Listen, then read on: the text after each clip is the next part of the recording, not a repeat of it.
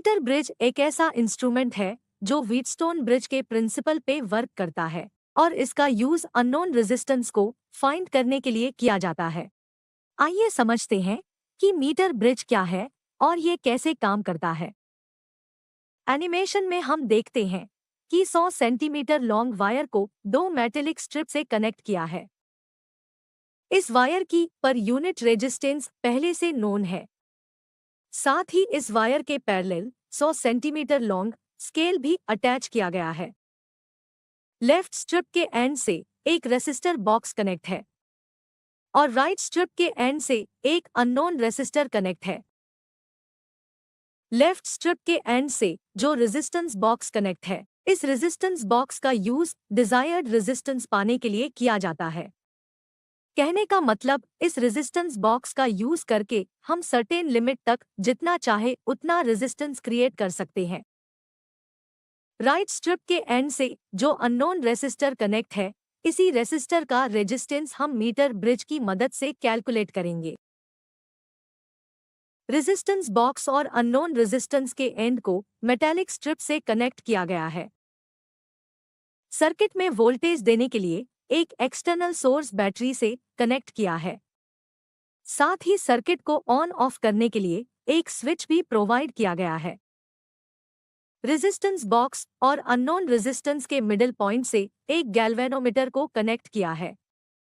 इस गैल्वेनोमीटर का दूसरा एंड एक जॉकी के साथ वायर से अटैच है।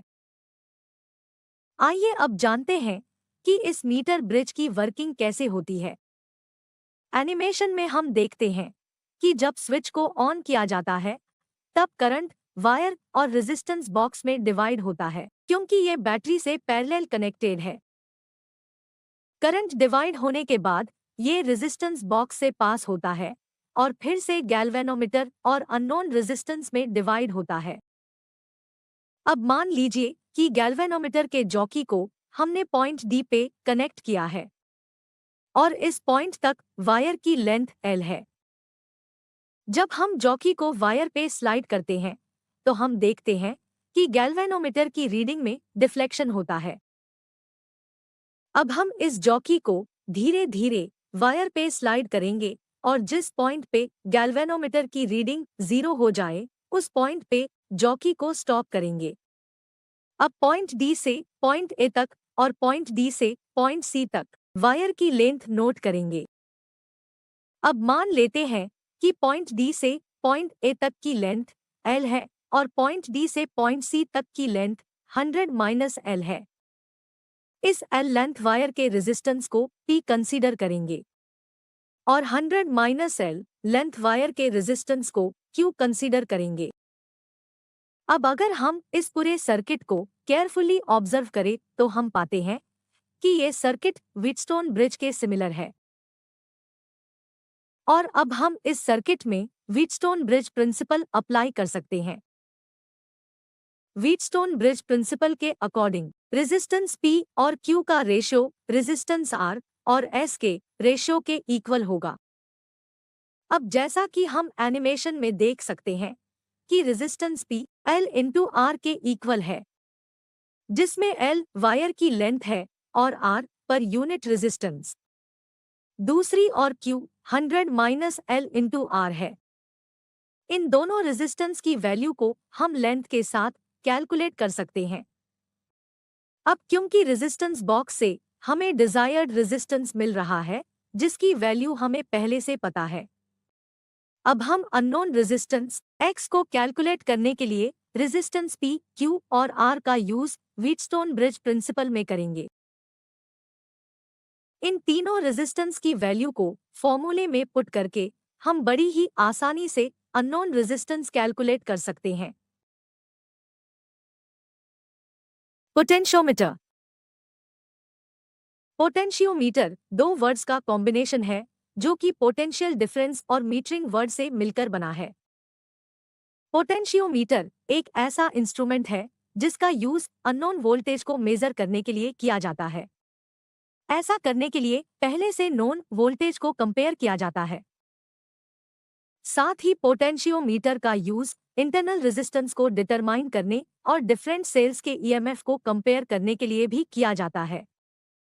पोटेंशियोमीटर बेसिकली एक लॉन्ग यूनिफॉर्म वायर है जिसे स्टैंडर्ड सेल से कनेक्ट किया जाता है। पोटेंशियोमीटर के एक्चुअल डिजाइन में इस वायर को कई टुकड़ों में बांटा जाता है और साइड बाई साइड प्लेस किया जाता है। वायर के सभी पीसेस को आपस में कनेक्ट करने के लिए थिक मेटल स्ट्रिप्स का यूज किया जाता है। इस सर्किट में करंट मेजर करने के लिए एक एमीटर, सर्किट को ऑफ करने के लिए एक स्विच और करंट वेरी करने के लिए वेरिएबल रेजिस्टेंस भी लगाया गया है।